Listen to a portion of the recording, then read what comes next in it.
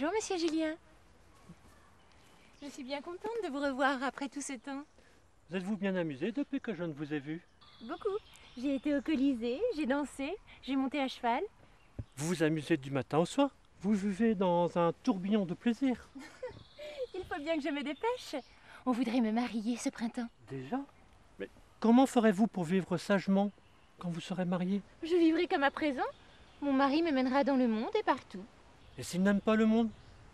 Il faudrait bien qu'il l'aime puisque je le lui demanderai. Mais un mari peut ne pas être aussi docile à suivre vos volontés que l'ont été vos parents. Oh, je n'en suis pas inquiète. Nous nous arrangerons. D'ailleurs, on peut ne pas toujours sortir à Lambersart-la-Jolie. On peut aussi se reposer, profiter de la ville à la campagne, être sans monde. Comment? En tête-à-tête avec son mari? C'est ce que j'appelle du repos. Comment savez-vous si c'est amusant? Parce que je suis seul, que c'est triste de vivre seul. Mais lorsque j'aurai auprès de moi une femme que j'aime et qui m'aimera, la vie que je mènerai et que je préférerai sera la vie tranquille de la campagne. Mais vous mourrez d'ennui. Et votre femme aussi. Jamais vous ne trouverez une femme qui voudra s'enterrer à la campagne. Peut-être que si. Moi, je ne veux pas m'enterrer à la campagne pour vivre en ours. Mais ce n'est pas non plus ce que je vous demande. J'aime la société. Ce que je n'aime pas, c'est le monde, le grand monde, les plaisirs ruineux du monde. Vous voyez ce que je veux dire? Oui. Oui, mais ce qui m'ennuie, c'est que j'aime tout cela, moi. Écoutez, Julien, ne me pressez pas trop. Peut-être mon affection pour vous deviendrait-elle assez vive pour changer mes goûts et même mes idées. Dieu le veuille, Gisèle. Je veux me marier, papa. Ah bon? Monsieur Julien est un très beau parti. Il me plaît beaucoup. Mais tu en aurais un bien plus beau si tu voulais. Comment le savez-vous? Un plus beau? Qui donc? Je crois bien qu'il est plus beau. C'est le duc de Palma, qui est tout tourné de toi et qui te demande en mariage. Le duc de Palma que je rencontre partout? Il est un peu vieux, ça me semble. Et puis un peu bête. Il n'est pas trop vieux, il a à peine 40 ans. À peu près mon âge. Certes, il n'a pas un esprit extraordinaire, mais il n'est pas trop bête. Pas trop? Mais assez pour être menée par le bout du nez. Cela, par exemple, me conviendrait beaucoup. Il est encore très bien, ce duc de Palma. Certainement, il est très bel homme. Il a des équipages magnifiques. Je crois bien, il a plus de 500 000 francs de revenus. Avec tout cela, papa, j'aimerais mieux monsieur Julien. Mais pourquoi cela? Il te fait toujours la leçon. C'est précisément ce qui fait que je l'aime mieux que d'autres. J'ai confiance en lui. Je te laisse absolument libre, mon cher ange, de choisir celui que tu voudras. Ne te presse surtout pas et ne te décide qu'après avoir pris le temps de réfléchir. Je suis fâchée que vous m'ayez parlé de ce duc de Palma. J'aurais épousé Julien avec grand plaisir. Et je crois qu'il serait parvenu à me rendre raisonnable. Alors, Gisèle, que veux-tu que je réponde au duc? Dites-lui qu'il attende. Mais ce n'est pas une réponse. C'est la mienne. Et je n'en fais pas d'autre.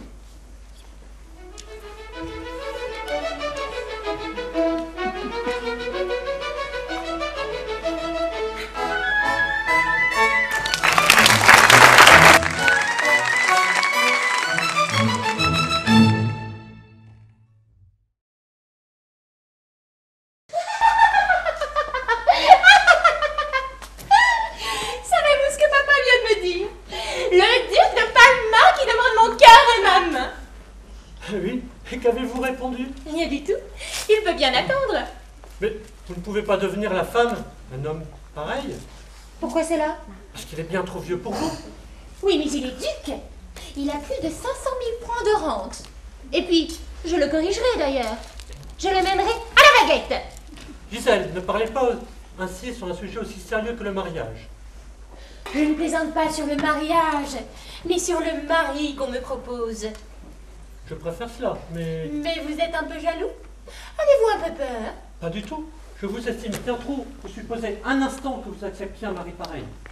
D'ailleurs, vos parents ne consentiraient jamais. Oh bah si je le voudrais, il le voudrait aussi. Mais soyez tranquille, je ne le voudrais pas. Je le crois, du moins. Sans doute avez-vous remarqué que Monsieur Julien vient assidûment rendre visite à Mademoiselle Gisèle. Mais je ne suis pas sûre qu'elle se fasse à ses idées et à ses goûts. J'ai aussi appris, ma chère, que le duc de Palma est un visiteur encore plus assidu. Je suppose qu'il lui parle de ses terres, de ses bijoux, de la vie animée qu'il fera mener à sa future femme. Moi, de Palma, si je me marie, ma femme n'aura rien à désirer car elle aura tout ce qu'une femme peut posséder. Ses volontés seront les miennes. Je réglerai ma vie sur ses goûts. Elle sera la maîtresse souveraine de ma demeure et je ne serai que son esclave dévoué. Cette perspective séduit la demoiselle, plus sensible à la galanterie empressée du duc qu'à la sage réserve de Monsieur Julien. Sa vanité plaide pour le duc, tandis que son cœur et sa raison plaident pour Julien. Et je crains fort que sa vanité ne l'emporte.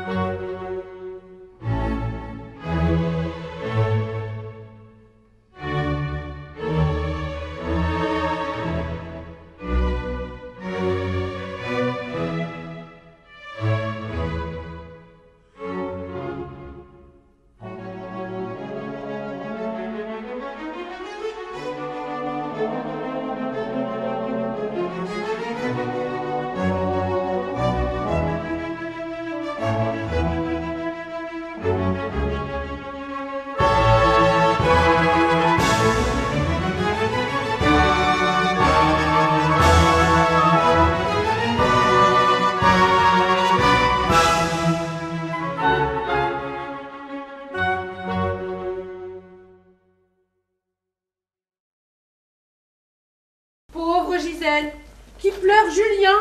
Mais pourquoi diable s'est-elle engagée avec le duc, puisqu'elle ne l'aime pas? Comme toutes les femmes, Gisèle se consolera et songera aux bijoux que lui offrira son mari, au luxe dont elle sera entourée et à l'admiration dont elle fera l'objet. Mais taisez-vous donc, vieil imbécile. Qui connaissez-vous aux femmes, vraiment? N'empêche, Gisèle fut couverte de cadeaux, de bijoux, et ne songea plus ni au duc, ni aux 40 ans du duc. Les premiers temps du mariage se passèrent agréablement jusqu'à ce qu'une première scène éclate. Un jour que le duc souffrait d'un rhumatisme au bras et lui demandait de passer une soirée reposante à la maison. Impossible, mon ami. Il faut absolument que vous me meniez au petit bal de la cour. J'ai une toilette ravissante et des invitations pour tout le temps du bal. Mais Gisèle, je t'assure que je ne suis pas en état d'y aller. Je ne peux seulement pas lever le bras pour passer mon habit. Alors il faudra que j'y aille seule. Tu me laisseras donc tout seul, Gisèle. Moi, je sacrifierai tous les bals et les plaisirs du monde pour ne pas te quitter, pour te tenir compagnie. Mais vous, je crois bien. Vous avez dansé, vous vous êtes amusé pendant 20 ans. Moi, je commence seulement. Il n'y a que 6 mois que je suis mariée. Mais Gisèle, ma bien-aimée Gisèle, tu es bien jeune pour aller tout seul dans le monde. Écris un mot, mon ami, pour t'excuser. Je t'en prie, je t'en supplie. Non, ce serait considéré comme une défaite. Tous ces messieurs croiront que vous êtes jaloux. Et quand ils le diraient, mon ami, ils ne seraient pas dans le faux. La conversation dura quelques instants, mais Gisèle se coiffa, s'habilla et partit. Le duc resta seul, il attendit le retour de Gisèle. Elle s'était beaucoup amusée. Il la reçut sans amertume. Elle le cajola, l'assura qu'elle ne recommencerait pas, et fit si bien que le duc fut enchanté de sa femme. Il l'aima et lui obéit plus que jamais. Des scènes pareilles et bien plus vives se renouvelèrent souvent. 2 ans après son mariage, Gisèle sortait seule. pendant que le duc cherchait des distractions de son côté. Tous deux faisaient des dépenses folles. Le duc jouait pour s'étourdir, et il se trouva ruiné. Et il abandonna Gisèle, qu'il n'aimait plus.